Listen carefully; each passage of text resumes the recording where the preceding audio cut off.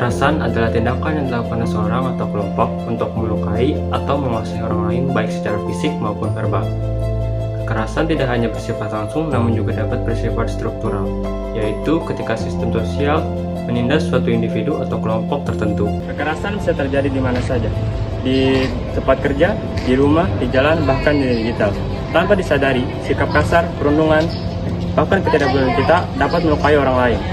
Kekerasan dalam rumah tangga atau yang lebih sering disingkat sebagai KDRT merupakan bentuk kekerasan yang terjadi dalam kehidupan berumah tangga.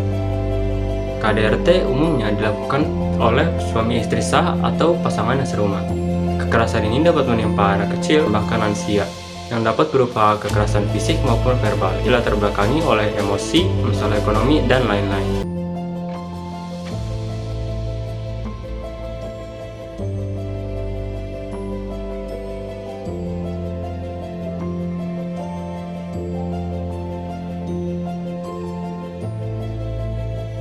Bullying adalah perilaku agresif yang dilakukan secara sengaja dan berulang terhadap seseorang yang dianggap lemah baik secara verbal, fisik, maupun psikologis. Tindakan ini bisa berupa ejekan, pengucilan, ancaman, pemukulan, hingga pelecehan. Bullying seringkali terjadi di mana saja, yaitu bisa terjadi di lingkungan sekolah, tempat kerja, maupun di dunia maya yang tanpa batas. Korban bullying biasanya mengalami tekanan mental, rasa takut, rendah diri.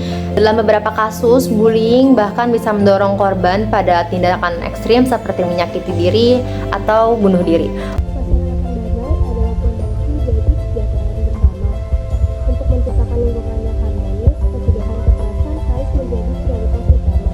Kekerasan bukanlah solusi, melainkan solusi untuk pemecah jalannya. Kerusakan sosial yang berkepanjangan juga dapat menjadi salah satu akibat dari adanya masyarakat yang tidak harmonis. Karena itu, setiap individu memiliki tanggung jawab untuk membangun budaya yang baik dan juga untuk saling menghargai sesama lain.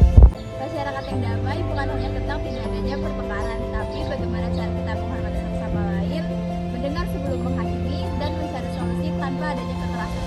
Menghormati orang lain bukan berarti kita harus selalu setuju, tapi bagaimana kita dapat menyampaikan pendapat dengan tenang tanpa menyakiti maupun menghakimi. Masyarakat tanpa kekerasan bukan hanya harapan, tapi juga tanggung jawab kita. Mulai dari hal kecil seperti berbicara dengan baik, mengendalikan emosi, dan berani menegur jika melihat ketidakadilan. Perubahan tidak harus besar, tapi ketika kita memilih jalan damai, kita menciptakan lingkungan yang lebih baik untuk semua. Masyarakat tanpa kekerasan mulai dari kita.